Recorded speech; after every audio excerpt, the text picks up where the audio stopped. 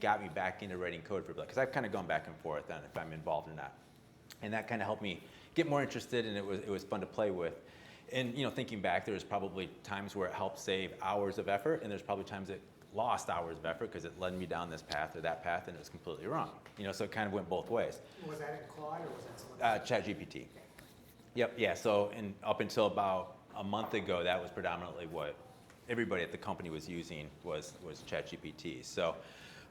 But it still definitely helped a lot, and if there was a serious or significant bug, it would help find that figured out and recommend solutions. So it was definitely very powerful. So that's how we got started.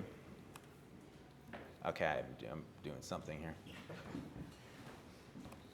Just the arrows. Just the arrows. Just the arrows. Got it.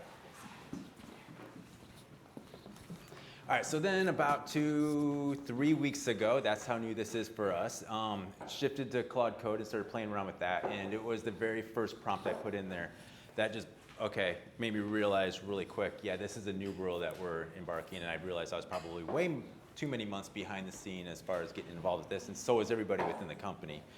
But basically, the big difference, for those that don't know, but you probably do by this point, especially after Andrew there, is that now instead of copy-pasting code into a system, having to analyze that, it just looks at your code.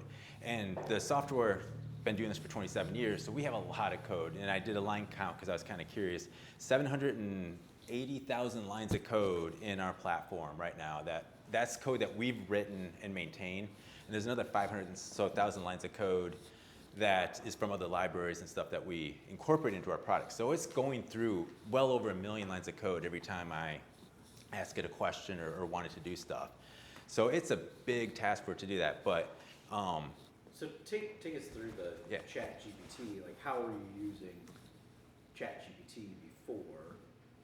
What was that process compared to what it is now? Yeah, so before, if I knew there was a bug, I would have to kind of isolate down to the area of the code where the bug would be, and then maybe pick up 400 or 500 lines of code, put that in, and see if it could get. So out of 700,000 lines of code, you pick out 400 lines of code. Exactly. Put that into ChatGPT, have it analyze, and then say, nope, there's nothing here, or it is, or whatever, and then kind of proceed from there. And limited context, because you're only putting whatever is in that chat, right? Or that context window. Exactly. And this now you're able to point at that folder and just basically give access to at least that module or that whole, whatever you want to give access to. Yeah, exactly. So a huge difference. And another big point to that too is if it's generating code with ChatGPT, it was totally a crapshoot.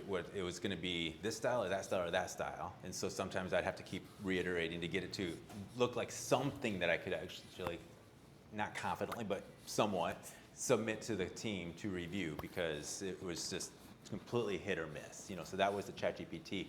Now, since it's looking at the code, it finds examples to pull from. It's modeling after the code that we already have.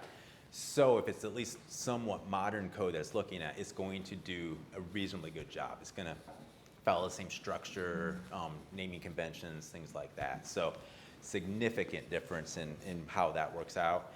And so basically, kind of at the end of the day, like it is truly like having a pair programmer with you throughout your entire thing. And as the slide puts, and please note, this was completely, of course, written through AI, and I reviewed it just slightly. So, but as this says, that it's like having one that never gets tired. But I would say it's like having a team of them just sitting there ready to go and producing faster than my brain can produce what the next question is going to be. So, so now it's to the point where we're producing code so fast, or especially I'm the one that's kind of spearheading this right now, so doing this the most, but like I have to throttle back. I cannot go as fast as I want to because they cannot absorb everything, and I'll get to that a little bit more, and that's some of the challenge with this and how we solve that. But that's governance, right?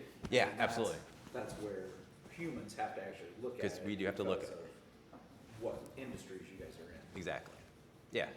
You got a question? Oh, yes, please. So is more so about the context of this 780,000 lines of code, is it absorbing that in the context of that you're starting a new session, or do you, because that feels like it would chew up a lot of code. Excellent question, and no, absolutely not. It's not doing that. And it's, because you can watch its thought process. So it says, okay, so you use these keywords, I'm gonna start searching for those keywords.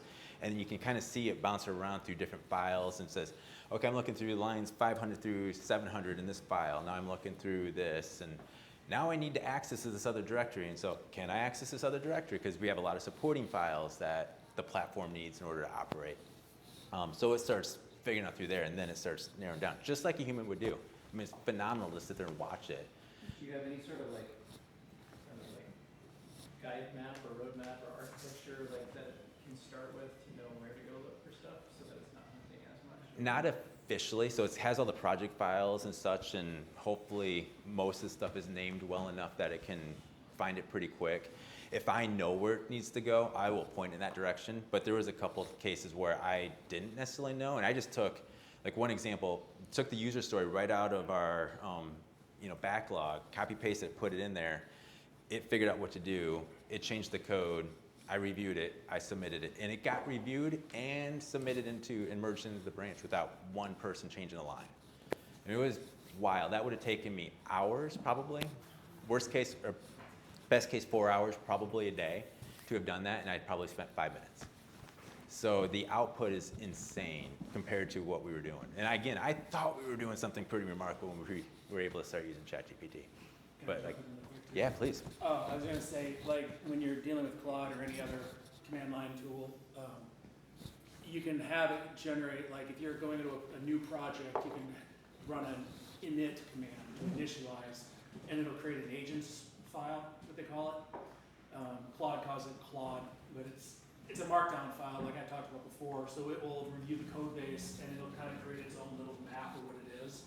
And so that'll help when you're not coming completely fresh each time, because it's kind of keeping track of its own notes there. And if it's something that's like, a 1,000,000-line code base, you can even tell it to really take a deep dive and just generate this blueprint. So anytime you start a new session, it's not starting completely from scratch, at least has an idea of where things are at. Good pointer. I'm gonna have to implement that. Yeah, Thank you. it'll save you some time. Yep. Then you just have to remember to tell it to update it periodically, because as you implement new features, it may not remember to update that. So Yeah. Save you time and some tokens. yes, and some tokens, absolutely. I'll add to that. So what we do in our company is we created a manifest for like our documentation. So anytime we do any code updates to anything in our platform, we make sure that part of our software development lifecycle with using Claude is to basically update the documentation, update the manifest, and then when you actually go to do something and say hey, I need to update this part of the platform, it can actually read the document. It actually pulls in the manifest, and then it says where in that is that code area, where can I look for, and it's night and day. It's like someone who went from ChatGPT to all these different iterations over the last 2 years, really working with AI, it's a complete game changer of how quick you can go through a really big code base. Just I guess from some experience to kind of put that on top of it. Awesome. Yeah, I appreciate that. And yeah, again, I came here to learn, so it was Greg that talked to me. Hey, do you want to talk about this? I don't know what I'm talking about, but I'll do it. So I think one of the things that's changed, Cool. to add on to that, and Andrew, I think you touched on it a little bit with your knowledge base, is I work at a software consulting company based out of Austin, Texas. We have clients all over the world. We have 500 employees in India, 200, 300 in Costa Rica. We've implemented it across about 100 of our employees right now. I've started using Claude Code. One thing that we've started doing is that when you start a project fresh with clients, for anybody that works in software or client-facing stuff, what's the first thing that you end up forgetting to do after you start developing? Document what you're doing, right? Nobody documents shit the entire way you're going, and then you get to the end of the project and you're like, we need some documentation because we cannot answer any questions that the client has about how I use it, how does this work. Some of our projects we actually hand off the code base to the clients. We're just building it initially and then we hand it off. So something that Claude has empowered people to be able to do is actually build that knowledge base as you're developing the tool.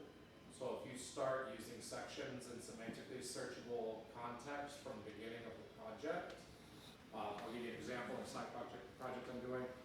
It's in beta, and I have a feedback button on my website or on the app. If you hit feedback, it fires off a webhook trigger to Slack.